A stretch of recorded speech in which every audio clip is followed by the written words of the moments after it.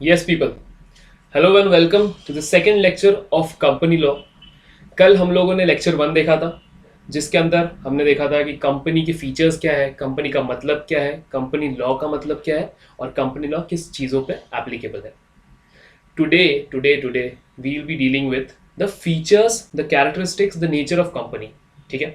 A company is incorporated under companies act. ठीक है.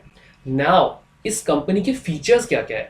कल हमने एक ब्रॉड ओवरव्यू लिया था कि इस कंपनी के क्या क्या अलग अलग फीचर्स हो सकते हैं, इसके कैरेक्टरिस्टिक्स क्या क्या हो सकते हैं. इसको हमने एक नेचुरल पर्सन और एक आर्टिफिशियल पर्सन के तौर पे कंपेयर किया था. ठीक है. We know company is a artificial person.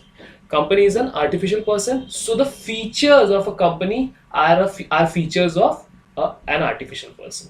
ठीक है. Now फर्स्ट एंड फॉरमोस्ट सबसे पहले हम लोग देख रहे हैं सबसे पहला फीचर हमारा, जो कि है सेपरेट लीगल एंटिटी. क्या देख रहे हैं हम लोग? Separate legal entity. कल आप लोगों से मैंने कहा था कि सर हम आज सारे फीचर्स को डिटेल में डिस्कस करेंगे. ठीक है. सारे फीचर्स को डिटेल में डिस्कस करेंगे. इसलिए सबसे पहले जो मैंने आपसे वादा किया था कि सबसे पहला फीचर जो हमें डिस्कस करना है डिटेल में, वो मैं आपके सामने ला रहा हूँ. वो है सेपरेट लीगल एंटिटी.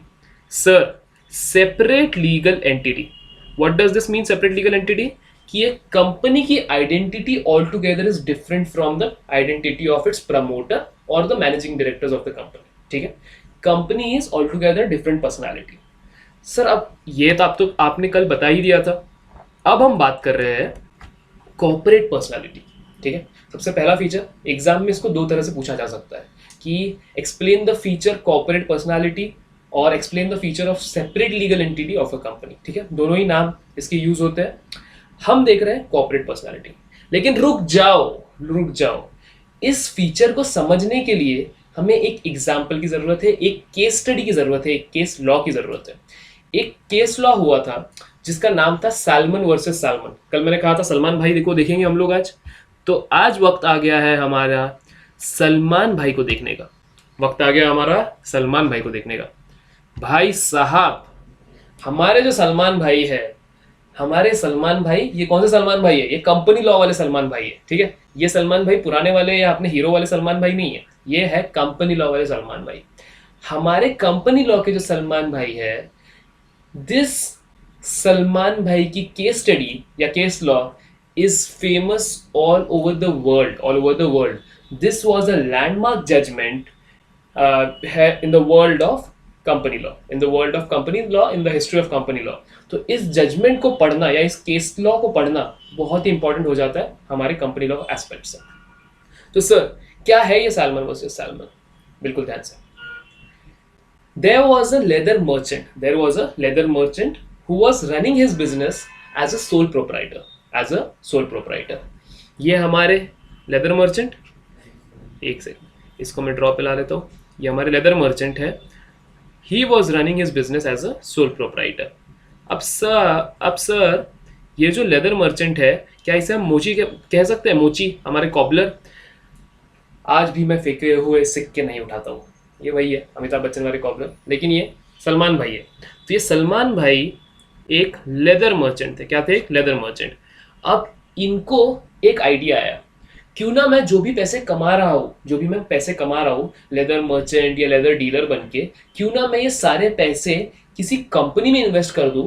अरे क्यों ना मैं एक कंपनी खोल दूं, एक कंपनी खोल के सारे पैसे उसमें इन्वेस्ट करके मैं उसका मालिक बन जाऊं और कंपनी के शेयर्स मार्केट में फ्लोट कर दूं या किसी कुछ शेयर होल्डर्स बना दूं, जो मेरे शेयर होल्डर्स मेरे भरोसे वाले शेयर होल्डर्स होंगे और वही कंपनी के ओनर्स होंगे. सर ओनर्स, कल ही मैंने आपसे कहा था जो शेयर होल्डर्स है कंपनी के, वही उस कंपनी के ओनर्स भी है. तो सर अब इसने क्या किया, ये जो है हमारे सलमान भाई, अब ये बन गए सलमान जेंटलमैन. क्या बन गए? हमारे सलमान जेंटलमैन. तो sir in the corporate world what did this salmon do? This salmon invested his money in a company which he himself opened. उन्होंने सपोज एक कंपनी ओपन की, सैलमन लिमिटेड. क्या ओपन की? Salmon limited. अब इस व्यक्ति ने अपना सैलमन लिमिटेड कंपनी खोल दिया. अब मजे की बात बताऊं, इस सैल्मन लिमिटेड में इन्होंने 4 शेयर होल्डर्स अपने 4 बेटों को दिए, अपने 4 बेटों को बनाए। सर 4 बेटे, बहुत ही मेहनती इंसान था, ठीक है सर। अब 4 बेटे और साथ में एक बेटी भी, ठीक है, साथ में एक बेटी भी, इसको भी शेयर होल्डर बना दिया, ठीक है सर, ये भी समझ गया। इनके साथ में इनकी बेटर हाफ, इनकी बहुत ही ब्यूटीफुल सी वाइफ, ये भी शेयर होल्डर बन गए उस कंपनी में, ठीक है। तो अब शेयर होल्डर्स टोटल कितने हुए? ये 4 बेटे, ठीक है, प्लस ये 4 बेटे, प्लस ये उनकी डॉटर, और प्लस उनकी वाइफ। तो 4 + 1 5 एंड ये 6, 6 शेयर होल्डर्स उनके संबंधी, और एक संबंधी एज इन उनकी फैमिली, और एक वो खुद। ये सारे लोग 7 शेयर होल्डर्स ही इस कंपनी के शेयर होल्डर्स थे, बाकी कोई इस कंपनी के शेयर होल्डर्स थे ही नहीं। इसके साथ साथ इन्होंने क्या किया पता है? इन्होंने इस कंपनी से ले लिए शेयर्स, तो लिए ही थे, इस कंपनी से ले लिए इनके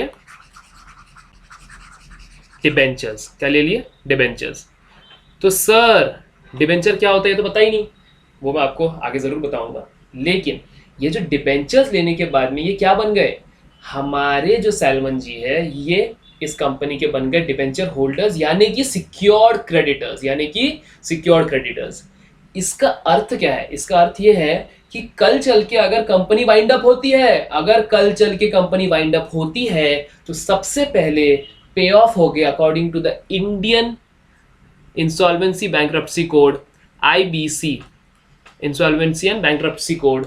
इसके अनुसार अगर एनसीएलटी आदेश देती है कि इस कंपनी को वाइंड अप करना है, तो इस कंपनी को वाइंड अप करने के बाद जो पैसे बचेंगे या जो लाइबिलिटीज पे ऑफ होगी, उसमें सबसे पहले लाइबिलिटीज किसकी पे ऑफ होगी? सिक्योर्ड क्रेडिटर्स की। किसकी पे ऑफ होगी? सिक्योर्ड क्रेडिटर्स की। और सिक्योर्ड क्रेडिटर्स मतलब अरे हमारे डिबेंचर होल्डर्स। तो ये साहब ने क्या किया पता है? इन्होंने खुद को डिबेंचर होल्डर बना दिया, ठीक है, डिबेंचर होल्डर बना दिया, प्लस खुद को शेयर होल्डर भी बना दिया।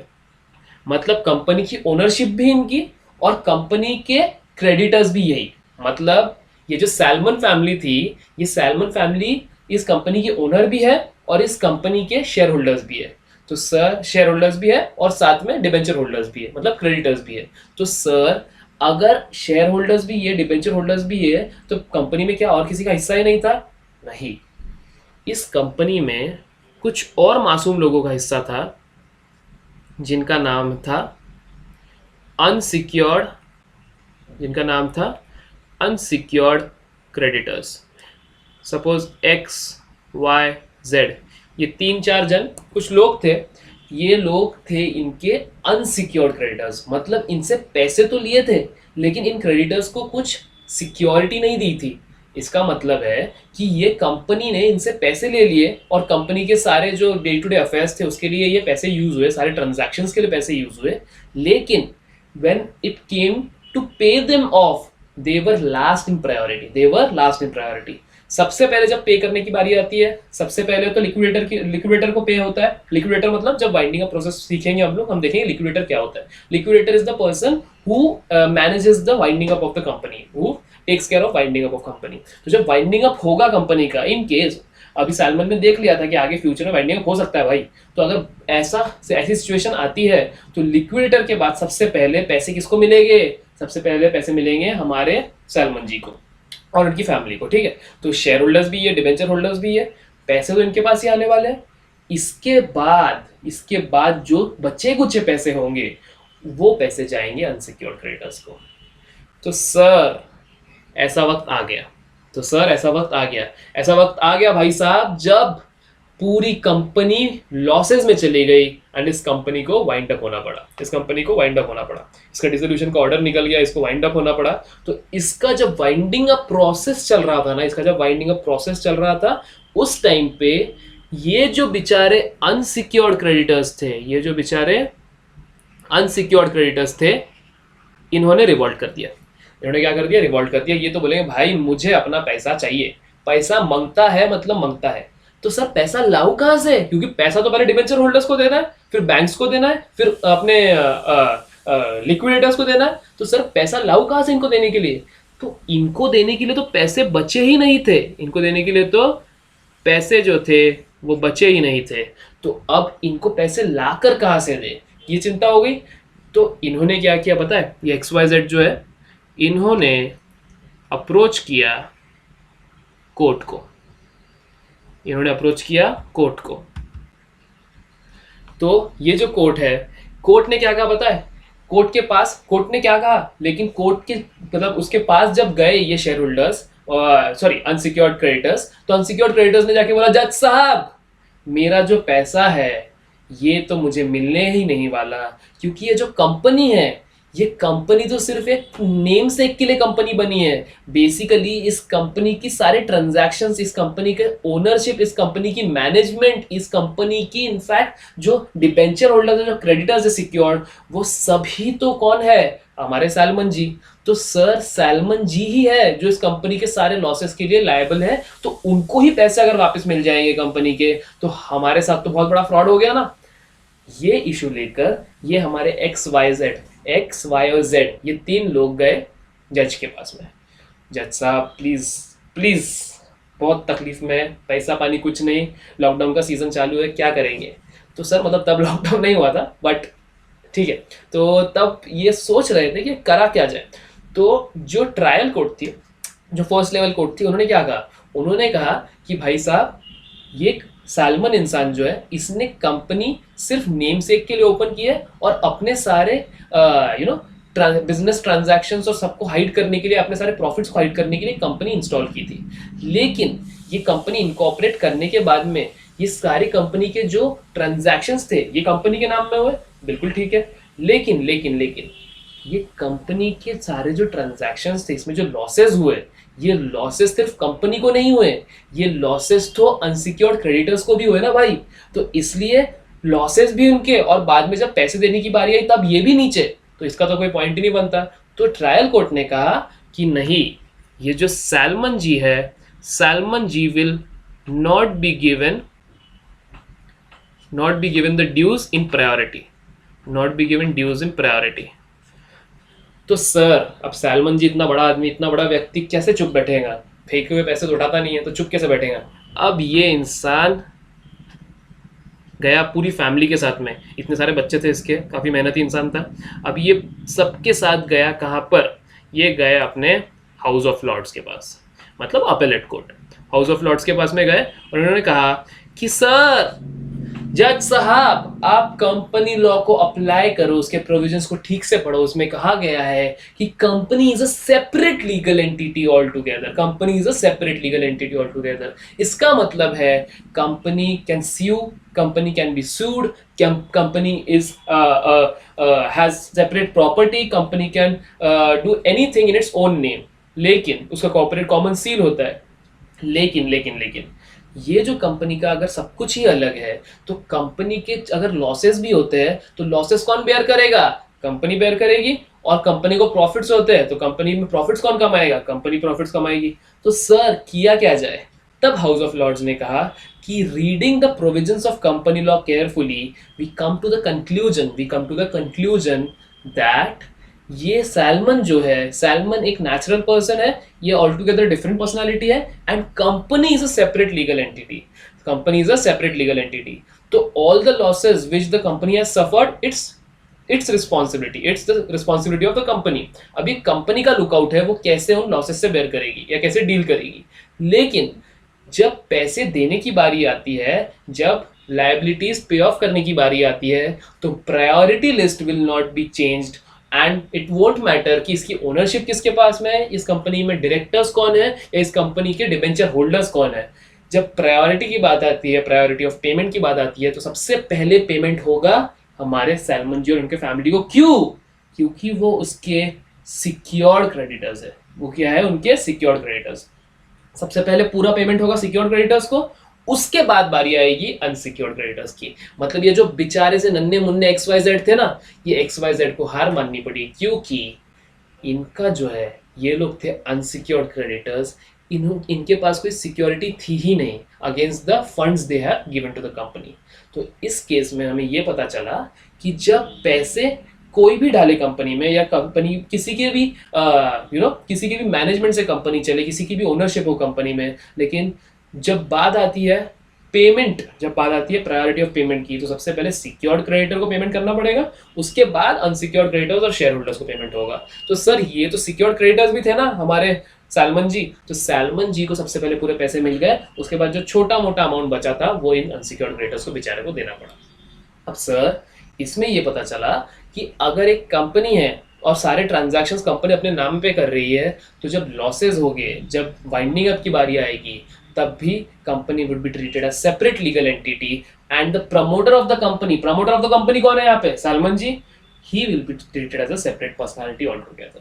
तो इसलिए Salomon won't be responsible to pay off the debts of unsecured creditors. He won't be responsible. Company will be responsible to pay off the debts of unsecured creditors.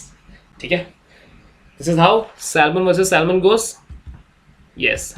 तो यहां से कॉन्सेप्ट आया separate legal entity का। क्या concept आया? Separate legal entity का। हम अपने नोट्स पे देख लेते हैं एक बार। Separate legal entity.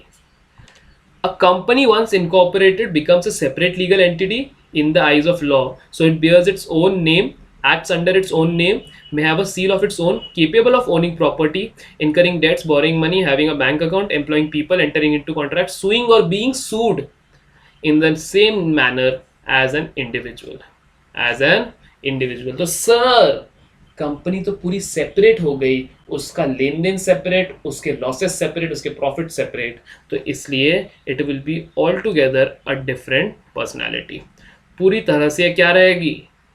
अलग, बिल्कुल अलग। ठीक है।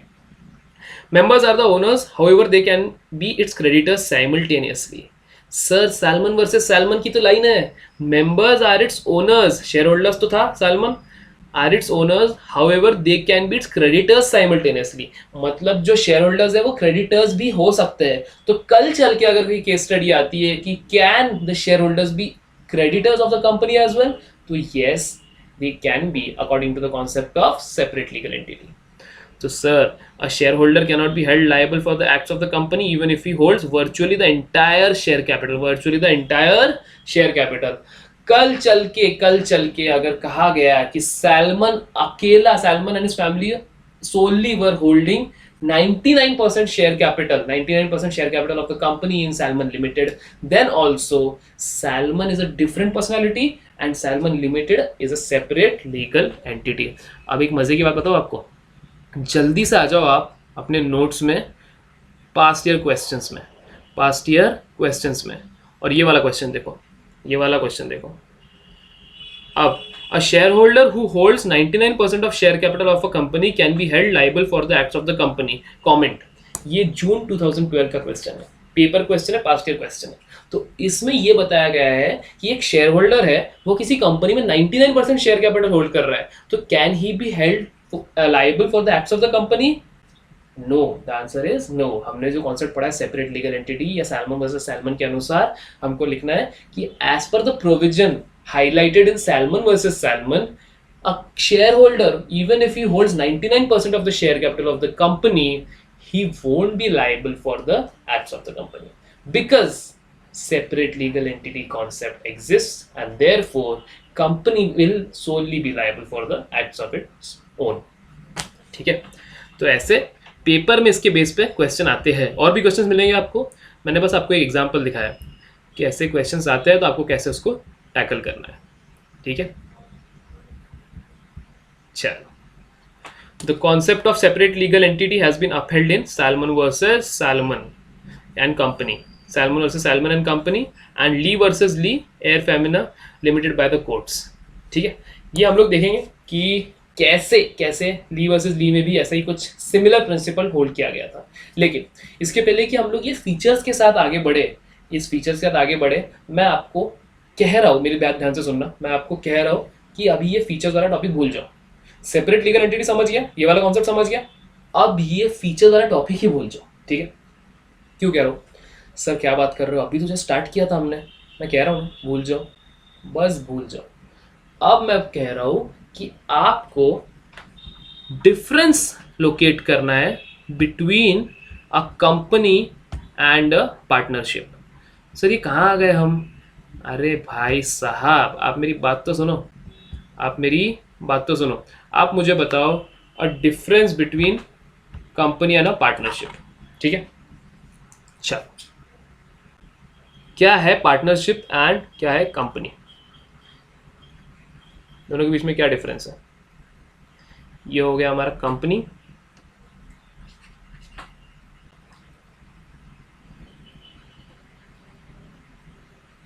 ये हो गई हमारी पार्टनरशिप।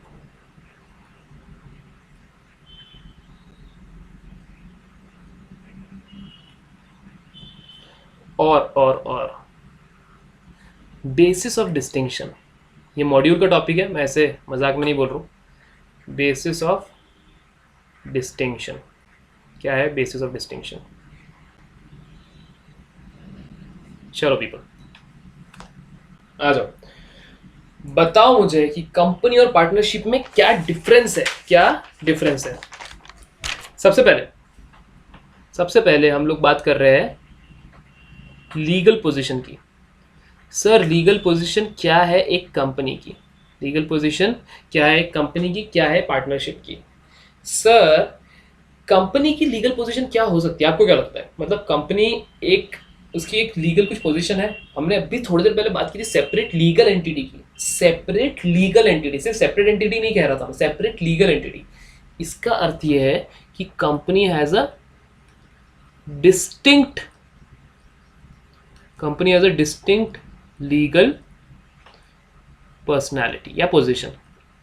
ठीक है, लेकिन जब हम कुछ पार्टनरशिप की बात कर रहे हैं, सपोज एबीसी एंड पार्टनर्स या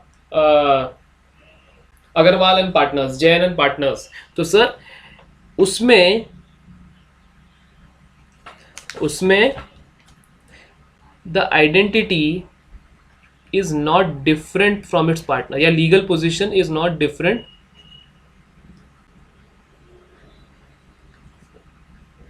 फ्रॉम इट्स पार्टनर्स। इसका मतलब ये है कि company has a different distinct legal position all together, but a partnership is not different from its partners.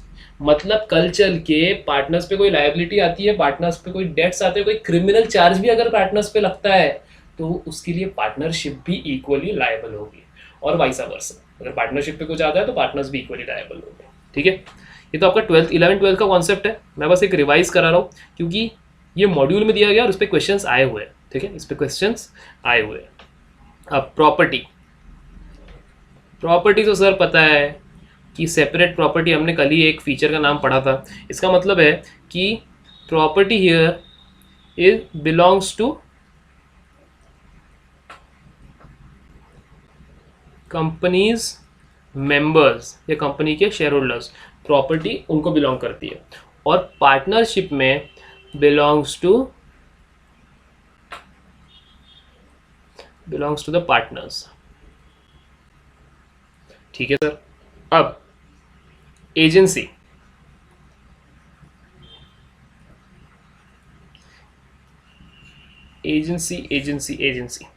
Agency में ये जो मेंबर्स है ना, क्या ये मेंबर्स एजेंट्स है कंपनी के। अरे sir these members are not agents of company, members are not agents of company, but the partners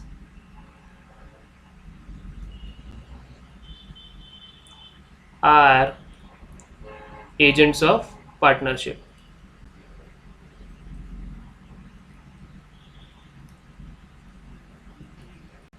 ठीक है, partners are agents of partnership. ठीक है, बिल्कुल ध्यान से। अब लायबिलिटी, सर लायबिलिटी कितनी है, कितनी लायबिलिटी है किसके ऊपर। कंपनी की लायबिलिटी इज लिमिटेड, जो कंपनी के मेंबर्स है, कंपनी में जो मेंबर्स है उनकी liability is limited to unpaid amount on shares, unpaid amount on shares.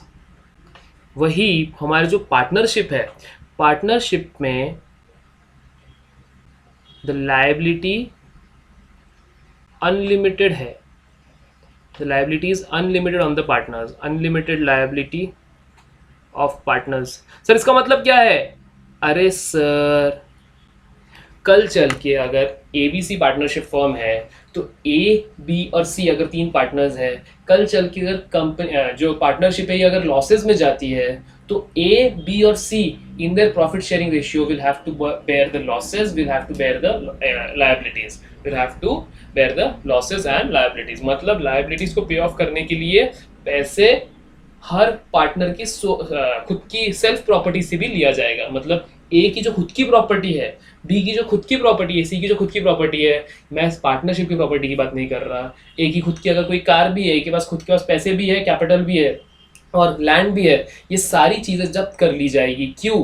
क्योंकि they are unlimited liable, unlimitedly liable. तो अनलिमिटेड लाइबिलिटी रहेगी ऑफ पार्टनर्स. ठीक है, इसको आप फटाफट चार्ट कॉपी कर लो एक नोटबुक में. ठीक है, then we proceed with the second thing. वो है difference between company and HUF. Difference between company and HUF. Company and partnership का डिफरेंस लिख लो फटाफट. I just wait for 5 minutes. 5 minutes तो नहीं, 30 सेकेंड्स. या स्क्रीनशॉट मार लो, बाद में आराम से लिख लेना, है ना. सब लोग इस वीडियो के इस पार्ट का एक स्क्रीनशॉट मार लो. वील जस्ट मूव अहेड और फटाफट without wasting time we'll go to HUF. Go to HUF.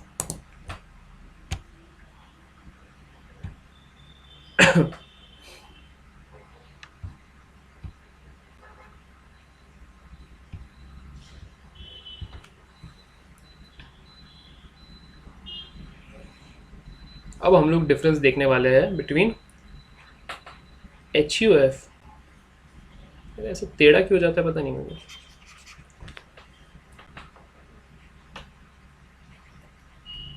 HUF and a company and a company.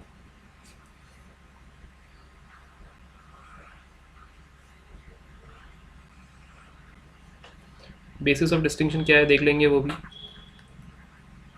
Basis क्या है? सबसे पहले मेंबर्स कितने हो सकते हैं HUF में या कंपनी में, या मेंबर्स कैसे हो सकते हैं. ठीक है, तो मेंबर्स यहाँ जो है वो होते हैं होमोजीनियस मेंबर्स. अरे खून खून का रिश्ता है, जॉइंट फैमिली का खून खून का रिश्ता है, जीन्स जीन्स का रिश्ता है, इसलिए होमोजीनियस मेंबर्स. ठीक है. और कंपनी में वी हैव हेट्रोजीनियस मेंबर्स. अब ये मत पूछना होमोजीनियस और हेट्रोजीनियस का मतलब क्या है. साइंस अगर तुमने नहीं पढ़े 8वीं 9वीं में ठीक से तो तकलीफ बहुत ज़्यादा है, बहुत ज़्यादा तकलीफ की बात है.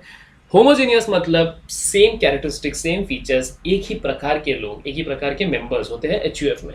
हेट्रोजीनियस मतलब अलग अलग प्रकार के लोग. अरे सेम खून रहेगा क्या, इतनी बड़ी आबादी है हमारी, अलग अलग खून रहेगा, अलग अलग जीन्स रहेंगे, तो they are different kind of people and that is why they are called heterogeneous members. They are called heterogeneous members in a company.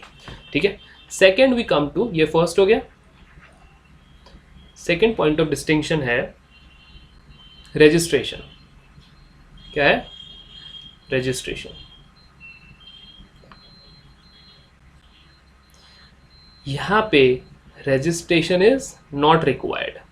अरे HUF कहाँ जाके रजिस्टर करेगी भाई? ROC वगैरह है कोई HUF के लिए, या HOC है कुछ ऐसा? ऐसा कुछ भी नहीं है. तो it cannot, it requires no registration. But company has to be registered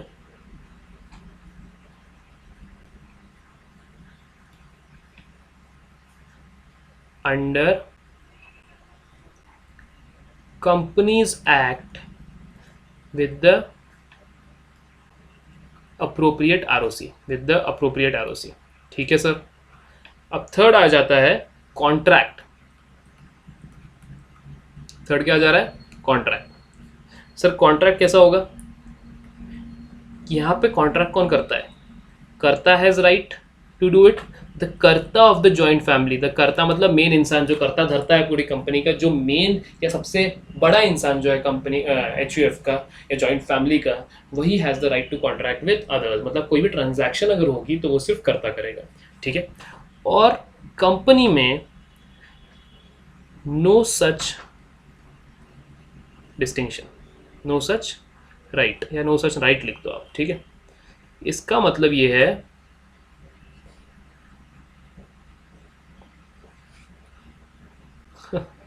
मेरी लाइन थोड़ी सीधी जाती नहीं है.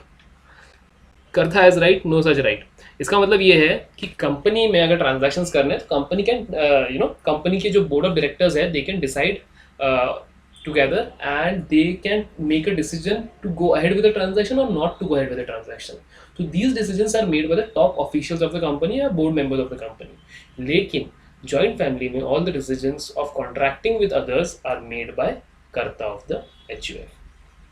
ठीक है, कॉन्ट्रैक्ट वाला पॉइंट भी डन है। अब सर बात कर रहे हैं हमारे चौथे पॉइंट की। अब हमने ऊपर मेंबर्स देखे थे, अब हम देख रहे हैं मेंबरशिप। क्या देख रहे हैं? मेंबरशिप। यहाँ पे मेंबरशिप तो बाय बर्थ मिल जाती है ना। जैसे ही नन्हे मुन्ने ने जन्म लिया, जैसे ही चुन्नू मुन्ने ने जन्म लिया, उस वो बन गया एचयूएफ का पार्ट, क्योंकि by birth is the part of HUF. Hindu undivided family, undivided है ही नहीं, ये हम साथ साथ है वाली फैमिली है ये। तो ये आजकल देखी नहीं जाती है, ये प्रजाति आजकल पाई नहीं जाती है, लेकिन पहले के ज़माने में ये ज़रूर होता था। तो by birth you get the membership of HUF. And company, what is it about company? Company में you have to buy the shares और take membership of the company. मतलब आप जब कंपनी के शेयर होल्डर्स बनते हो ना, तब आप उस कंपनी के मेंबर भी बन जाते हो। बहुत ही सिंपल सा लॉजिक है। अगर आपको कंपनी का मेंबर बनना है, आप उसके शेयर्स खरीद लो। शेयर्स एक बार आपने बाय कर लिए, then you are the member of the company as well as the share holder of the company. ठीक है, in fact you can say you are the owner of the company. तो मैं खरीदेगा रिलायंस टेलीकम्युनिकेशन में शेयर्स और मैं बन जाएगा रिलायंस टेलीकम्युनिकेशन का ओनर। तो सर रिलायंस जियो, रिलायंस टेलीकम्युनिकेशन में अगर आपका पैसा लगा हुआ है, अगर आपके शेयर्स खरीदे हुए हैं, इसका मतलब ही ये है कि आप उस कंपनी के ओनर हो। You have the right to make decisions, you have the right to remove a director, to appoint a director. वो सारी चीज़ें हम देखेंगे कि बोर्ड मीटिंग्स में, जनरल मीटिंग्स में, अलग अलग जो जनरल मीटिंग्स होती है, annual general meeting, special general meetings, extraordinary general meetings, इन सारे जनरल मीटिंग्स में कैसे एक शेयर होल्डर की चलती है और कैसे जो बोर्ड मेंबर, जो टॉप ऑफिशियल्स है, उनको शेयर होल्डर्स की बात सुननी पड़ती है, कैसे वोटिंग होती है। ये सारी चीज़ें हम लोग आगे देखेंगे। लेकिन एज ऑफ नाउ ये समझ लो कि आप एक बार अगर शेयर होल्डर बन गए किसी कंपनी के, आप उसके ओनर भी बन गए। ठीक है, यस, ये भी एक बार आप देख लो, स्क्रीनशॉट ले लो इसका, देन वील मूव अहेड।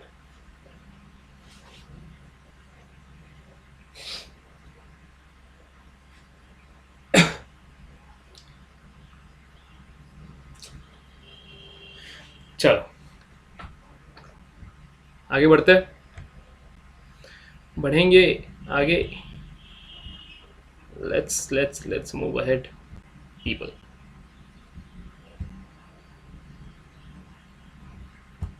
चलो, बहुत ही बेहतरीन कॉन्सेप्ट पे आ जा रहे हैं हम लोग।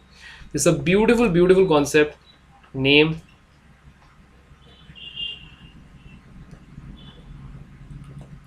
डॉक्ट्रिन ऑफ लिफ्टिंग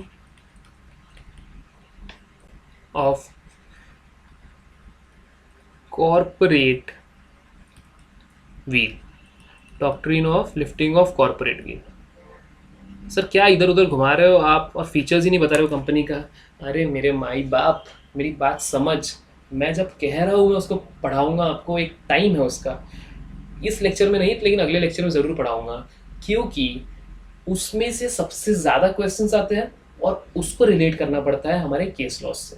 तो हमारे केस लॉस और हमारे जो फीचर्स है, जो हमारे नोट्स है, जो मैंने आपको नोट्स प्रोवाइड किए हैं, तो हमारे जो केस लॉस और जो फीचर्स है उसको रिलेट करके जब मैं आपको पढ़ाऊँगा, तब आप पास्ट ईयर एग्जाम क्वेश्चंस भी सॉल्व कर पाओगे उसके बेसिस पे। ठीक है, तो 90% of the questions from this chapter are from the features of the company, characteristics of the company as well as characteristics of the company plus case laws. मतलब आपको केस लॉ का रेफरेंस देना बहुत जरूरी है। ठीक है, तो we will work upon it. लेकिन अभी के लिए आप आ जाइए हमारे नेक्स्ट टॉपिक पे, जो कि है doctrine of corporate wheel, doctrine of lifting of corporate wheel.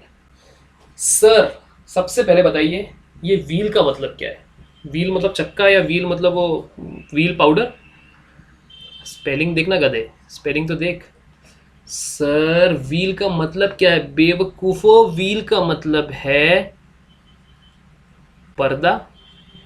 कोई पर्दा है, कोई घूंघट है, कोई हाइडिंग मटेरियल है, सर व्हील का मतलब क्या है? एकदम ध्यान से, मैं क्या कह रहा हूँ मेरी तरफ देखो। एक व्हील का मतलब ये होता है कि किसी चीज को छुपाना, व्हील करना। व्हील अगर आप वर्ब ढूंढो गूगल पे तो आपको मिलेगा कि to hide something, a veil is use to hide something. तो व्हील समथिंग हम कहते हैं ना रिवील करो, रिवील मतलब खोलना, निकालना। अब व्हील का मतलब छुपाना है, तो इसका मतलब है कि किसी चीज जिससे हम छुपाया जाए। तो एक व्हील का मतलब है एक कंपनी है, एक सपोज एक कंपनी है, उसके ऊपर एक घूंघट डला होता है, एक पर्दा डला होता है, एक हाइडिंग मटेरियल डला होता है, जिससे वो कंपनी जो है वो कंपनी छुप जाती है, या वो कंपनी के पीछे का जो ओनर है, जो प्रमोटर है, वो छुप जाता है। इसका मतलब है कि ये कंपनी है, ठीक है। अब कंपनी के अंदर बहुत सारे owners, promoters, managing directors, employ सब लोग बैठे हुए हैं। तो हमें बाहर से हमें बाहर से कौन दिख रहा है? हमें तो कंपनी दिख रही है। मतलब कल चल के आप एक बात समझो ना, कल चल के अगर आपको प्रॉब्लम आई पेटीएम में, फोन पे गूगल पे, आप गाली किसको मारोगे? आप सुंदर पिचाई को गाली मारोगे क्या? नहीं, आप गाली मारोगे गूगल पे को, आप गाली मारोगे फोन पे को। आपको तकलीफ हो रही है कंपनी से, आप कंपनी के नाम को बुरा भला कहोगे। लेकिन लेकिन लेकिन आपको एक बात समझनी है कि हर वक्त गलती सिर्फ इस कंपनी की नहीं है। कभी कभी इस कंपनी को as a shell, as a veil use किया जाता है, एक पर्दा यूज किया जाता है अपने अपने जो क्या कहते हैं उसे, अपने बुरे इंटेंशंस को अंजाम देने के लिए। जो क्रिमिनल एक्टिविटीज है, जो डिसऑनेस्ट इंटेंशंस के साथ एक्टिविटीज की जाती है, उन सारे एक्टिविटीज को अंजाम देने के लिए इस कंपनी का नाम दिया जाता है।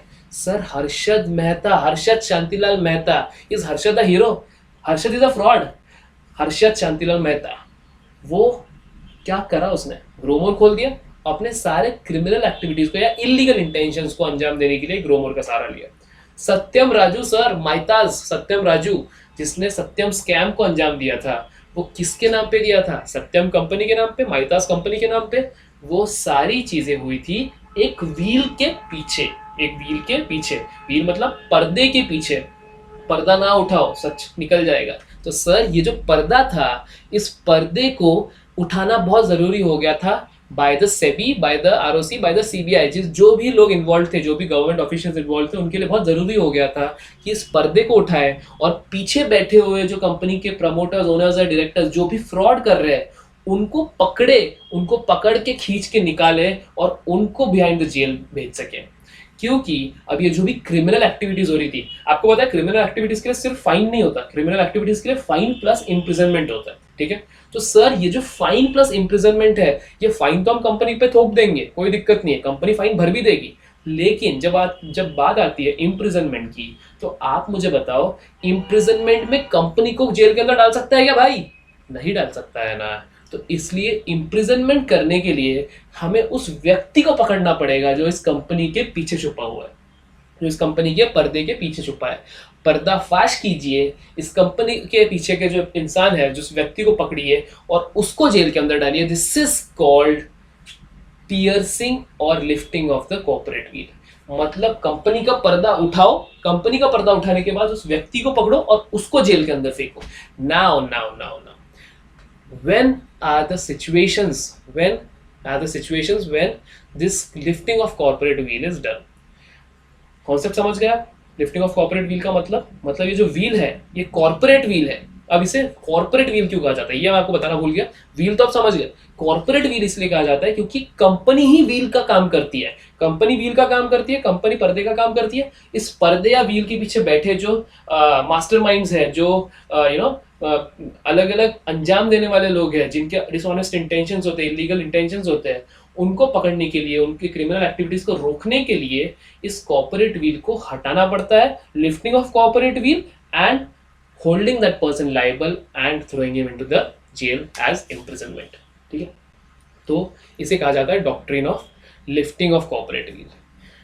अब आ जाते हैं हमारे नोट्स की तरफ। यहाँ क्या लिखा गया है कॉर्पोरेट व्हील के बारे में, जरा देख लेते हैं हम लोग।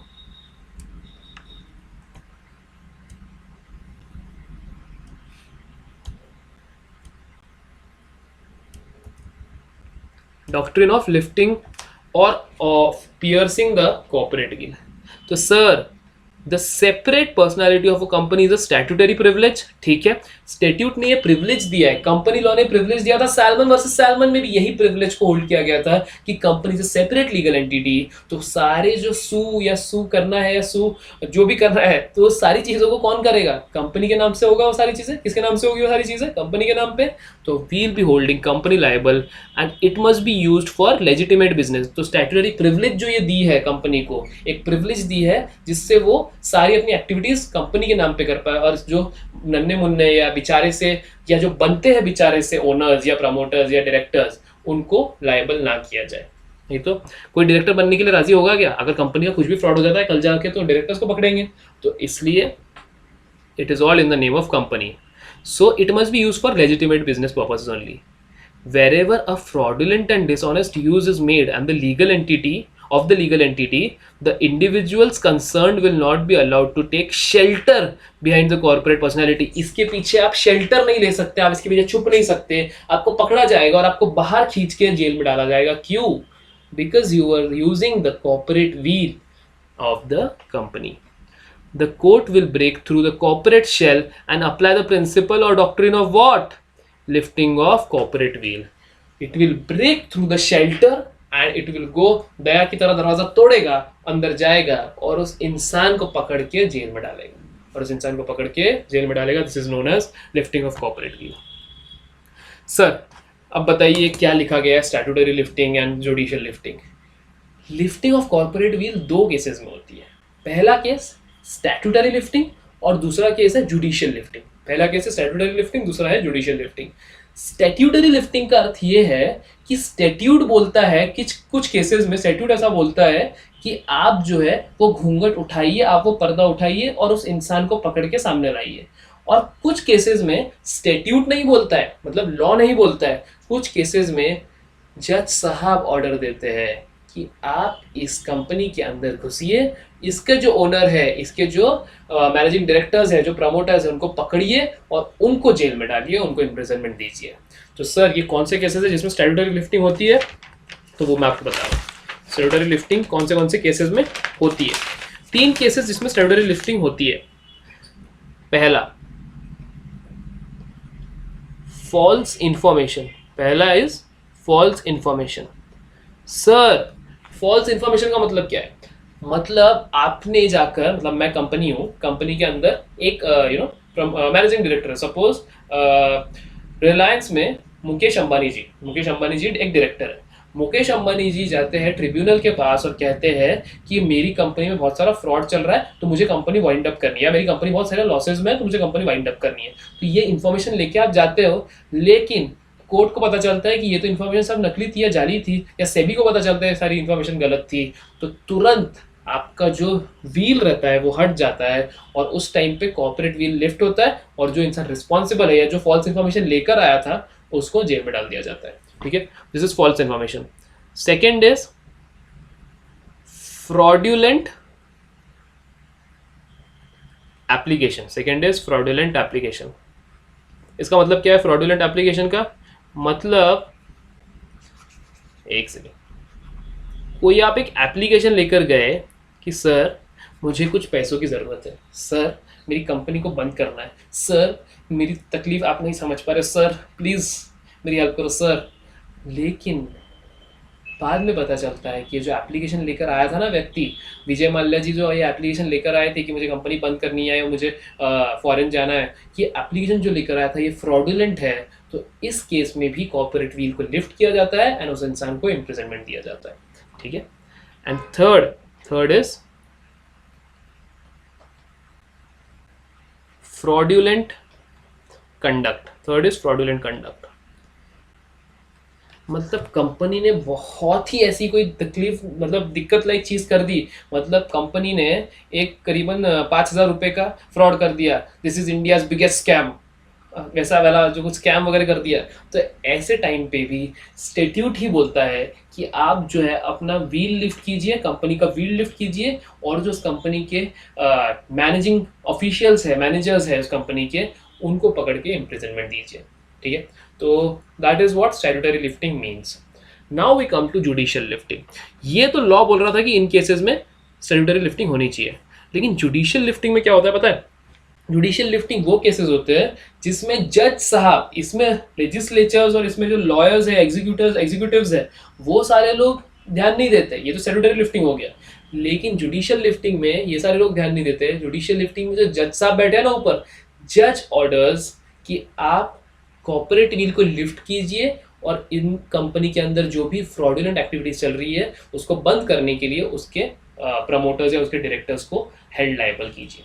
ठीक है, उसको हेल्ड लायबल कीजिए।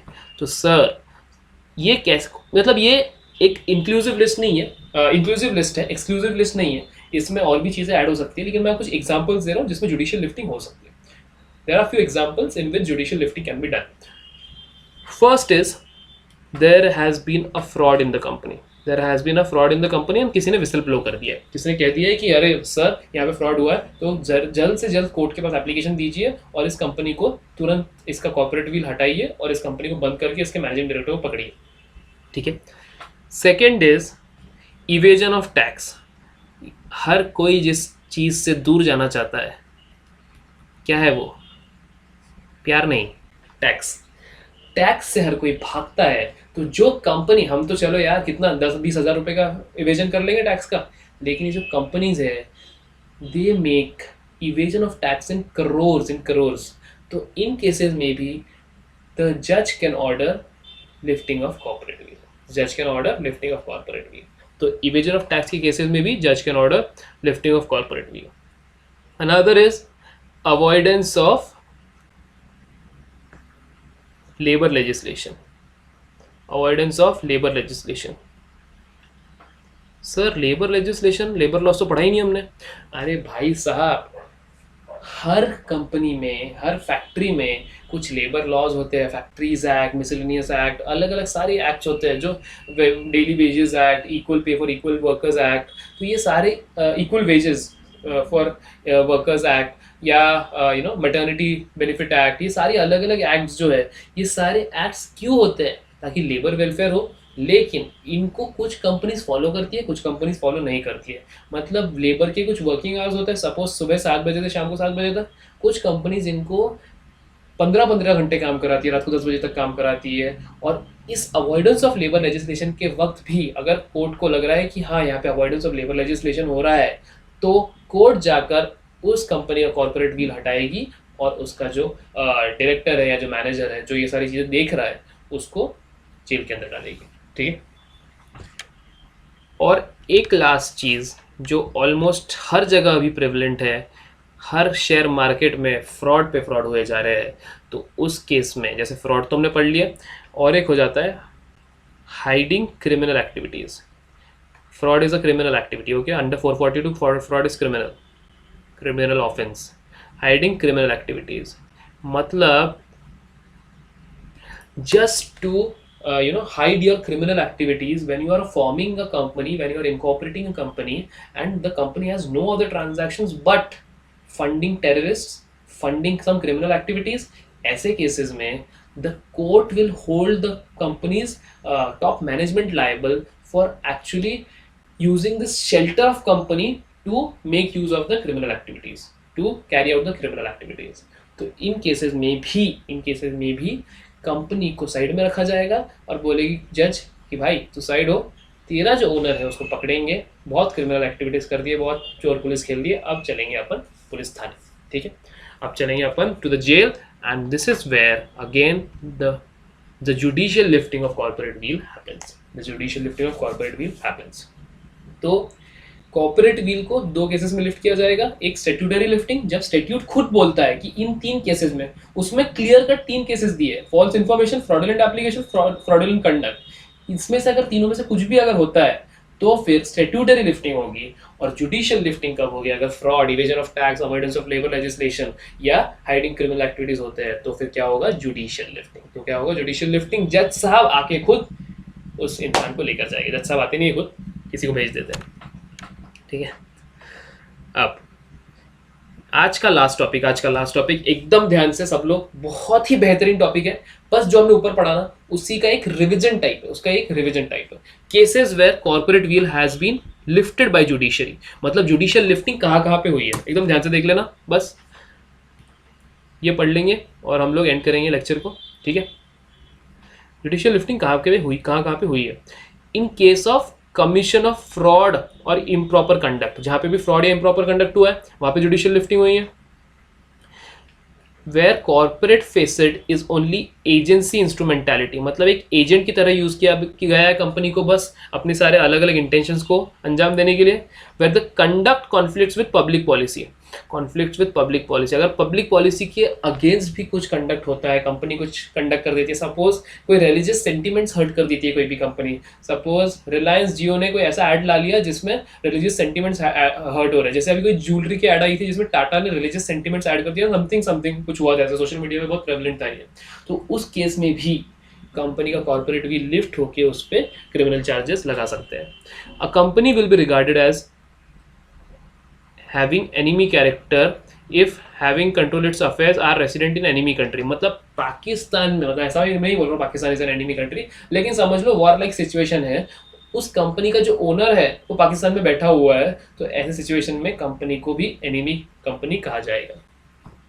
Where it was found that sole purpose of which company was formed to evade taxes, evasion of taxes, जैसे हमने बात की थी। उसके बाद आ जाते हैं अवॉइडेंस ऑफ लेबर लेजिस्लेशन या welfare legislation, sole purpose is to reduce the amount to be paid to bonus वगैरह ये सारी चीज़ें। फिर small scale industries were given certain exemptions, ये वाला पॉइंट बहुत इंपॉर्टेंट है।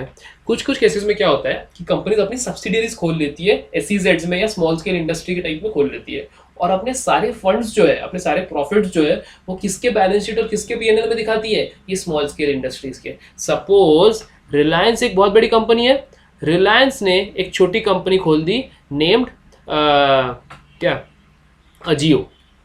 फिलहाल अभी अजियो बड़ी कंपनी हो चुकी है, लेकिन सपोज अजियो ने छोटी कंपनी स्मॉल स्केल इंडस्ट्री खोल दी, ठीक है, रिलायंस ने खोल दी अजियो नाम की एक स्मॉल स्केल इंडस्ट्री। अब रिलायंस अपना सपोज 10 करोड़ का जो प्रॉफिट है वो ट्रांसफर कर देती है अजियो के नाम पे, मतलब इसके पीएनएल में दिखाती है, इसके पीएनएल में दिखा देती है। तो इसके पीएनएल में जब ये प्रॉफिट्स दिखाएंगे 10 करोड़ का, तो इस केस में अजियो को तो कुछ एग्जेम्पशंस है, कुछ टैक्स एग्जेम्पशंस रहेंगे, कुछ रेवेन्यू एग्जेम्पशंस रहेंगे, या कुछ मैन्युफैक्चरिंग एग्जेम्पशंस रहेंगे। तो ये सारी चीज़ें जब वो इनके बैलेंस शीट में दिखा देती है या इनके पीएनएल में दिखा देती है, तो इनके फाइनेंशियल स्टेटमेंट्स तो कम हो गया ना, अब इनके ऊपर टैक्स भी कम लगेगा, सिंपल सी बात है। आप सपोज 10 करोड़ रुपए यहाँ के प्रॉफिट से हटके अजियो के प्रॉफिट में चले गए, रिलायंस के प्रॉफिट से हटके, तो रिलायंस में तो टैक्स लायबिलिटी कम हो गई। तो इन केसेस में भी जब एग्जेम्पशंस का लाभ उठाने के लिए ही सिर्फ पैसे ट्रांसफर किए जाते हैं या एक कंपनी खोली जाती है, तो उन केसेस में भी लिफ्टिंग ऑफ कॉर्पोरेट व्हील होता है। और hiding criminal activities, terrorist funding या कोई भी छोटी मोटी क्रिमिनल एक्टिविटीज, इन सारी केसेस में भी कॉर्पोरेट व्हील को हटाया जाएगा, और जो इंसान एक्चुअली रिस्पॉन्सिबल है इन सारी चीज़ों के लिए उसको पकड़ के जेल में डाल दिया जाएगा, ठीक है। Yes people, this is it.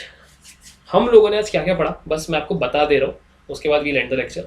हम लोगों ने आज पढ़ा है कि एक कंपनी और एक पार्टनरशिप कैसे अलग है, एक कंपनी और एक एचयूएफ कैसे अलग है, एक कंपनी जिसमें सैलमन जी ने अपने शेयर्स इन्वेस्ट किए थे या अब एक नई कंपनी खोली थी और उनके बच्चे उसमें डायरेक्टर्स थे, उसके शेयर होल्डर्स भी वही, उनके डिबेंचर होल्डर्स भी वही, उनके मैनेजिंग डायरेक्टर्स भी वही, लेकिन कुछ अनसिक्योर्ड क्रेडिटर्स को उससे तकलीफ हुई, उन्होंने कोर्ट में केस फाइल किया, लेकिन कोर्ट ने कहा कि ये जो कंपनी है ये एक सेपरेट लीगल एंटिटी है, इसलिए salmon is not liable, and जो अनसिक्योर्ड क्रेडिटर्स है वो उनको बाद में पे किया जाएगा, ठीक है। This is what we learn. उसके बाद हमने लास्ट टॉपिक पढ़ा हमारा कॉर्पोरेट व्हील, घूंघट उठा रे बरेली के, तो उस वाले केस में भी judicial lifting and statutory lifting, ये दो केसेस पढ़े हमने, और उसमें देखा कि जुडिशियल लिफ्टिंग कब कब हो सकती है, किन किन केसेस में जुडिशियल लिफ्टिंग हो सकती है। Yes people, this is what we have learned today. आपको अपने एंड से क्या करना है, इस चीज़ को कल हम जब वापस लेक्चर लेंगे, इस चीज़ को वापस लेक्चर के पहले, मतलब कल जब भी लेक्चर आता है रिकॉर्डेड लेक्चर आपके पास, उसके पहले आपको इसको एक बार पढ़ के रखना है, ठीक है। Try revising the topics every day, मतलब जो भी पिछली क्लास में पढ़ा है उसको एक बार आज की क्लास में आने से पहले एक बार आप पढ़ लिया करो, ठीक है। That will actually help you understand things better. Yes, चलो then we'll end the lecture now. I'll see you guys tomorrow, same place, same time. Yes, bye bye.